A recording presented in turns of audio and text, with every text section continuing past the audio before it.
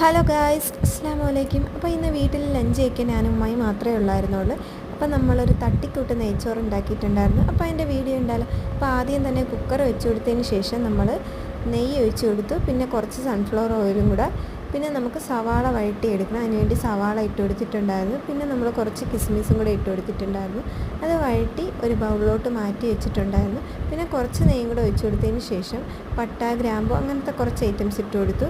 പിന്നെ നമ്മൾ അരിയും അതുപോലെ വെള്ളവും കൂടെ ഒഴിച്ച് ജസ്റ്റ് ഒന്ന് വറുക്കണക്കാക്കണം. അപ്പോൾ നന്നായിട്ട് മിക്സ് ചെയ്ത് കൊടുത്തതിന് ശേഷം ഹാഫ് നാരങ്ങയും കൂടെ പിഴിഞ്ഞ് വെച്ച് കൊടുത്തിട്ടുണ്ടായിരുന്നു ഒരു ഫ്ലേവറിന് വേണ്ടി. പിന്നെ കുക്കർ അടച്ച് വെച്ചിട്ടുണ്ടായിരുന്നു. ഒരു 2 ഫിസിലിന് ശേഷം നമ്മൾ നെയ്ച്ചോറ് റെഡിയാവും. കുക്കർ തുറന്നതിന് ശേഷം നമ്മൾ ഈ ഒരു വഴറ്റി വെച്ചിരുന്ന സവാളയും കിസ്മിസും കൂടെ ചേർത്ത് നന്നായിട്ട് മിക്സ് ചെയ്തിട്ടുണ്ടായിരുന്നു.